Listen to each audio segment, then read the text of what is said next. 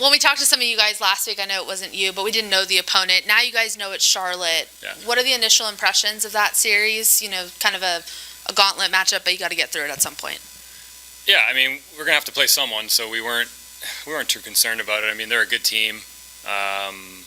They won for a reason. They beat Lehigh for a reason. They finished where they did for a reason. And I think their team brings a lot of speed, which is a little bit different than a lot of teams in this league. They I don't want to say cheap, but they play with a lot more speed than a lot of the teams that we normally see. And I think Charlotte, being a veteran team as well, has a lot of experience, some of their players. So it should be a good series. I mean, we're starting there on the road, which is kind of weird because, we have the home ice, but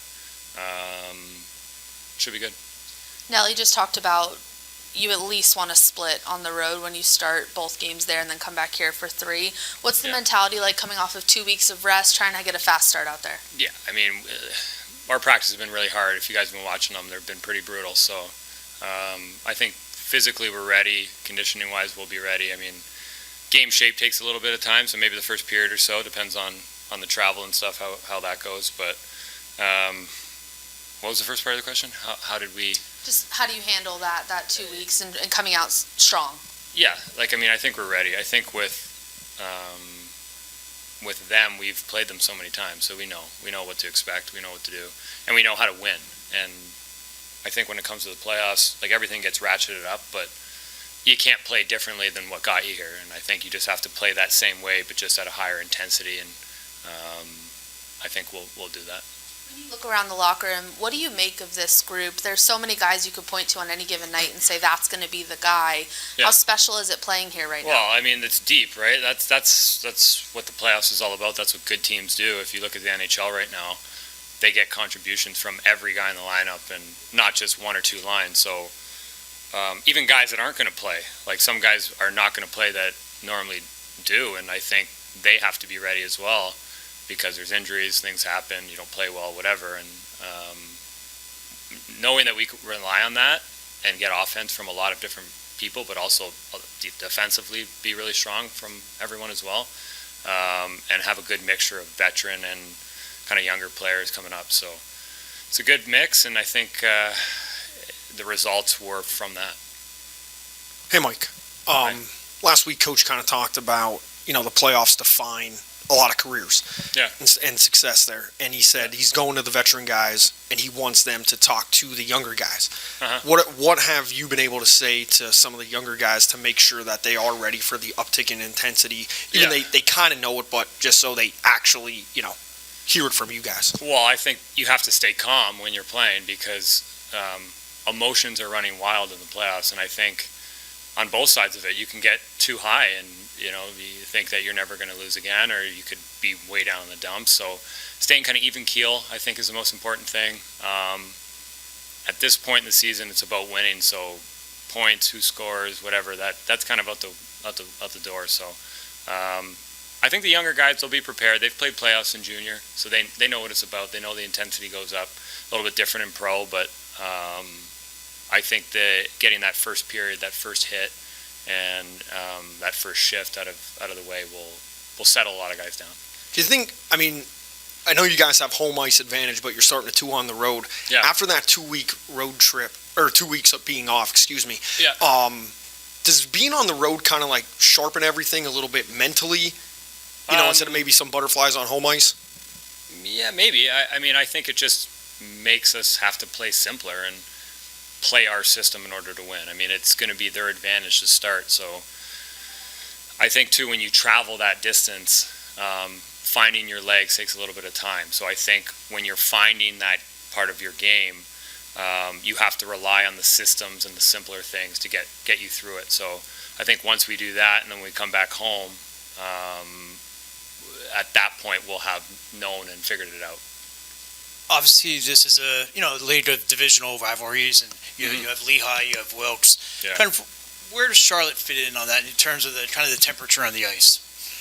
I mean, they're good every year, so yeah, Lehigh and Wilkes are really close. But I mean, I feel like all the teams, we play them all the time. We play them back-to-back games, and rivalries get built a lot because it's back-to-back. It's not you play them and then 3 months later you play them again. So Charlotte is, I've said, they're fast, they're skilled, they have good veteran leadership that has been there and has played a lot of NHL games, not just American League games, and we've had battles with them, and we've played them a lot, and they've been in the playoffs pretty much every year that I think that I've been here other than the COVID years. So they're good.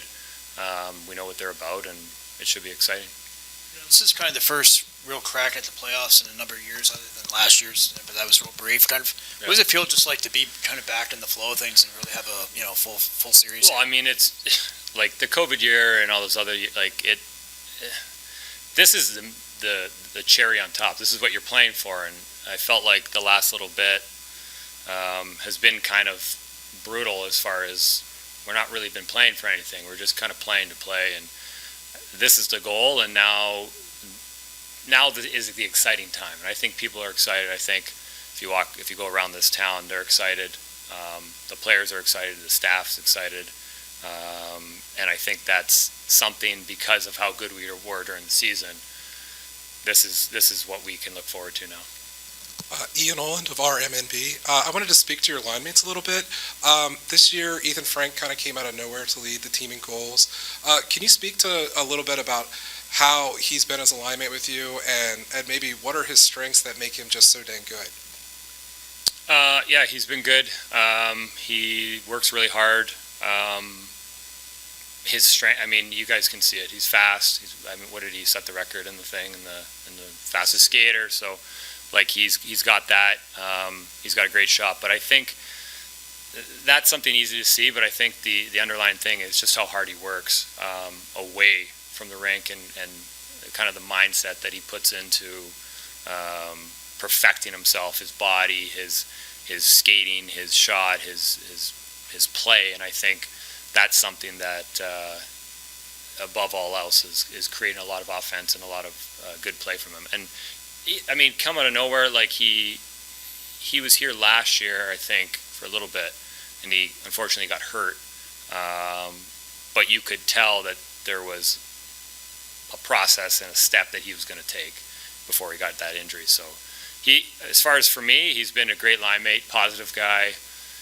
Quieter, but sticks to his game and doesn't get rattled, which I think is something that is important in the playoffs. As someone who's been in the NHL, do you see a lot of his skills translating to that level? I mean, speed is speed. Doesn't matter where you play. It's speed is speed. He's got an NHL shot. He's got an NHL speed. It's just about getting reps now and getting comfortable. And I think this year was a great step for him. Obviously, you said he's led the team in goals, but I think there's more to his game than just that. I think it's easy to look at that aspect of it, but he's good on the forward check, he's good on the back check, he's good on a lot of different areas of the game that are super important. I think in the NHL, you need to be able to do it all. You can't just be an offensive player and let your defensive zone slip. So I think that's something that he's working on and something that he's gotten a lot better at. Mike Vecchione, he's brought a lot of color to the team this year with, I believe he's the originator of the Roar celebration. Oh, yeah. Can you speak to some of that and maybe how it's brought the club together a little bit? He keeps it light. I mean,